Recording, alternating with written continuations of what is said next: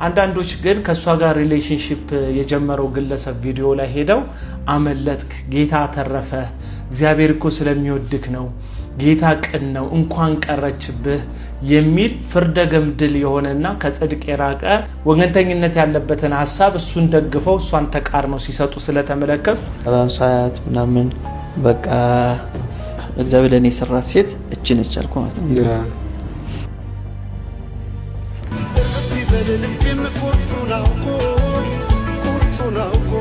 በህይወት እግዚአብሔር ሰው ሲያተርፍ አየሁ ብዬ መናገር የምንችለው ነገር ነው የምነግራችሁ።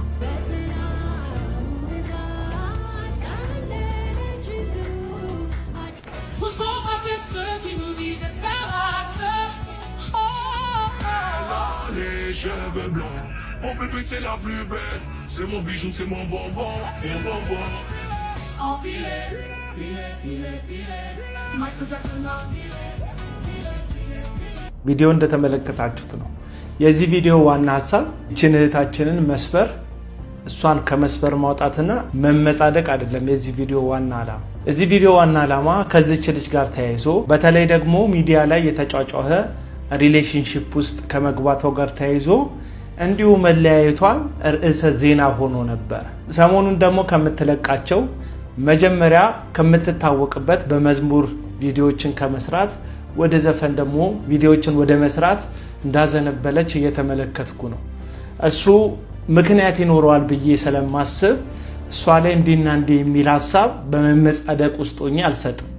አንዳንዶች ግን ከሷ ጋር ሪሌሽንሺፕ የጀመረው ግለሰብ ቪዲዮ ላይ ሄደው አመለጥክ፣ ጌታ ተረፈ፣ እግዚአብሔር እኮ ስለሚወድክ ነው፣ ጌታ ቅን ነው፣ እንኳን ቀረችብህ የሚል ፍርደ ገምድል የሆነና ከጽድቅ የራቀ ወገንተኝነት ያለበትን ሐሳብ እሱን ደግፈው እሷን ተቃርነው ሲሰጡ ስለተመለከቱ እዛ ጉዳይ ላይ ባላንስ ብንሰራ የሚል ምልከታ ለማሳየት ነው ይህን ነገር የምሰራው። ሲጀመር ማን እንዳመለጠ በምን አውቃችሁ ነው እንኳን ጌታ አስመለጠ ከሷ እያላችሁ እሱ ጋር የምትጽፉት?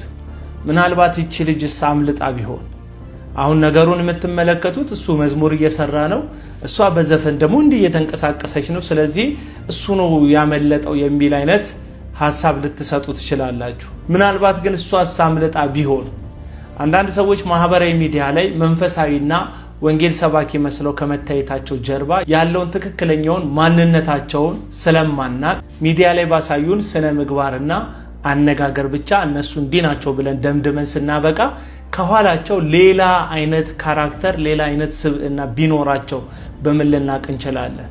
የምታውቁት ሰው ለሰው የሚባል በቴሌቪዥን ሲታይ የነበረ ተከታታይ ድራማ ላይ አስናቀ የሚባል አንድ ገጸ ባህሪ ነበረ። ሰውየው እጅግ በጣም ክፉ፣ ጨካኝ፣ ሚስቱ ለልጁ የማይራራ አካባቢው ላይ ያሉ ሰዎች ሁሉ ጭንቀት የሆነ ሰው ነው ካራክተሩ ማለት ነው። አበበ ባልቻ ተላብሶ የተጫወተው ገጸ ባህሪ እንደዚህ አይነት ጨካኝ ማንነት ነው ያለው። አበበ ባልቻ በግሉ ግን ማን እንደሆነ የሚያውቁት ወዳጆቹ ናቸው። አሁን አንድ ሰው ለሰው የተባለውን የቴሌቪዥን ተከታታይ ፊልም አይቶ ስለ ትወና ምንም አይነት ዕውቀት የሌለው ሰው ያንን ግለሰብ ባየ ቁጥር ጨካኝና አረመኔ ቢመስለው በአበበ ባልቻ ነው የምንፈርደው ወይስ በተመልካቹ ነው የምንፈርደው? ተመልካቹ ያየውን ነው ብሎ ስላመነ ክፉ እንደሆነ ተሰምቶታል። አበበ ባልቻ ግን ሌላ የህይወት ምዕራፍ እንዳለው አልተገነዘበም። ስለዚህ ማን ነው ትክክል የሚለውን ሐሳብ ትወስዳላችሁ? ተዋናዩ ነው ትክክል ወይስ ተዋናዩን ይሄ ነው ብሎ የደመደመበት ሰውዬ ነው ትክክል?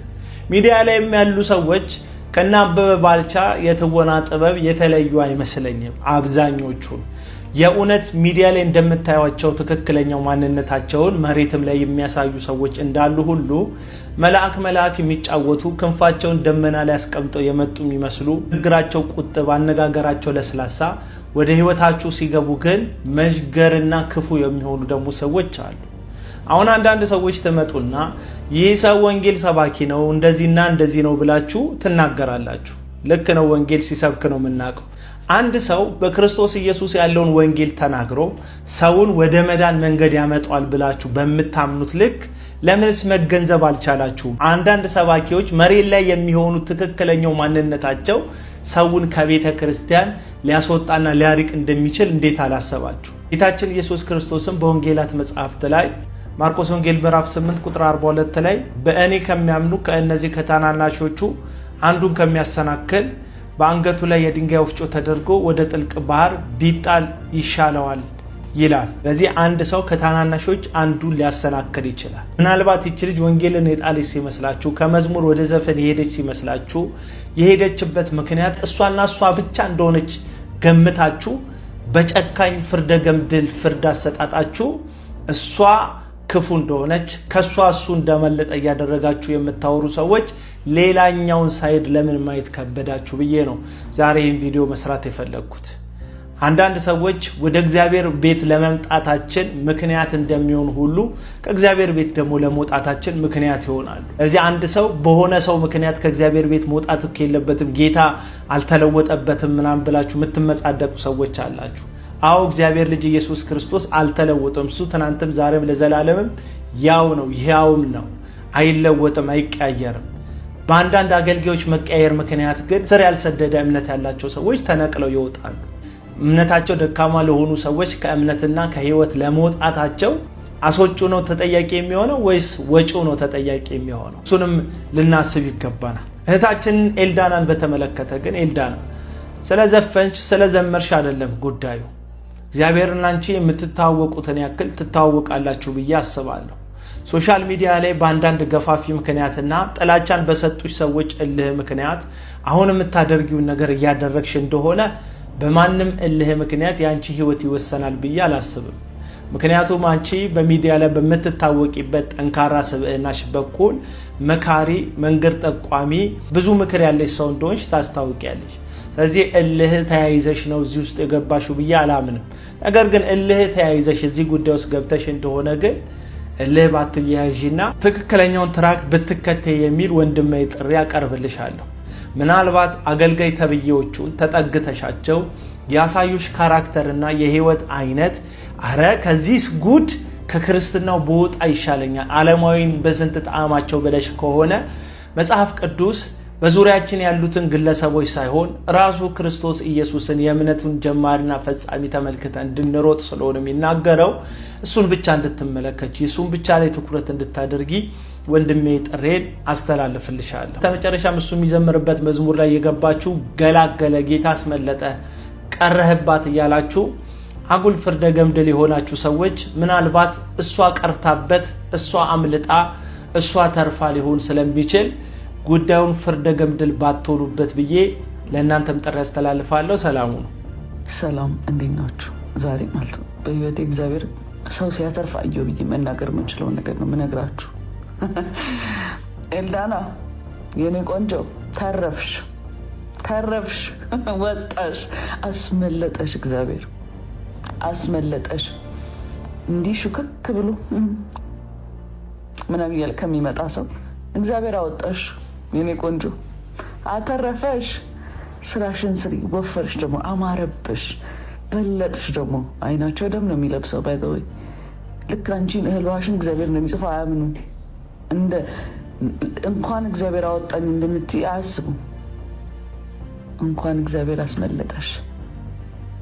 አይሽ ነገ አንቺ ጋር ተደረበ ድንጋይ ከሚወግሩ ሰው ጋር ነበረ ህይወት ብለሽ የጀመርሽው። አስመለጠሽ። እግዚአብሔር ድንቅ ስራው ባንቺ ታየ። አመለጥሽ። ዩዊን ባይ ዘ ዌይ ይሄኛው ነው ሳያት ምናምን በቃ እግዚአብሔር ለኔ የሰራት ሴት እቺ ነች አልኩ ማለት ነው።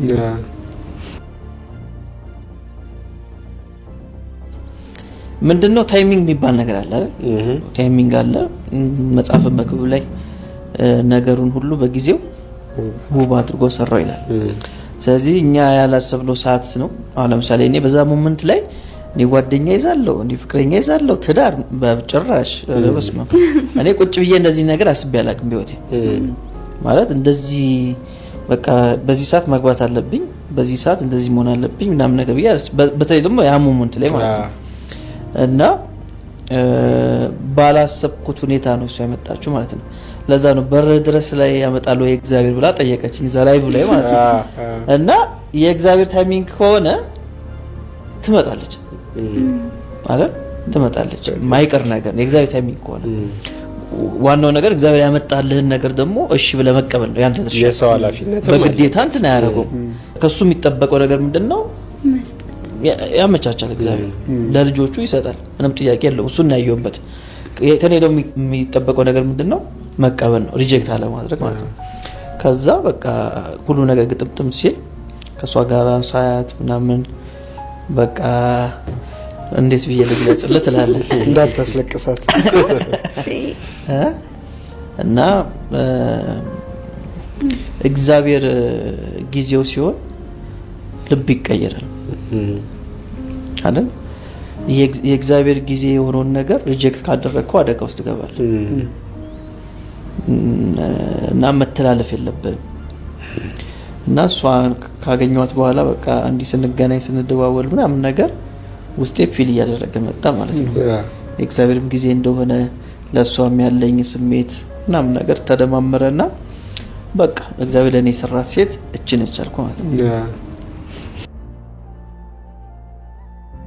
ከብዙ ነገር ልትሸሹ ትችላላችሁ ግን ማለት ነው መሸሽ ያለባችሁ ከሀበሻ አይን ከሰው አይን ሀበሻ አይቶት ሐሳብ ሰጥቶበት አውርቶበት የዘለቀ ሪሌሽንሺፕ ካለ ኮሜንት ላይ ጻፉልኝ የምሬ ነው ለምን ራሳችሁን አደባባይ ላይ እንደምታሰጡ ግራ ነው የሚገባኝ ካፕል ሆኖ የካፕል ኮንተንት የሚሰሩ ሰዎች ኢትስ ወርክ ስራ ነው በቃ ስራ ነው ግን እንደዛ ካልሆነ ለምንድን ነው ራሳችሁን አደባባይ ላይ የምታሰጡት የምሬ ነው ለምንድን ነው የምታሳዩን በቃ አንፈልግም እኛ ማየትም አንፈልግ ሮ አይደለም ለምንድን ነው አርፋችሁ ህይወታችሁን ማትኖሩት በእውነት በጣም ነው የሚያሳዝነው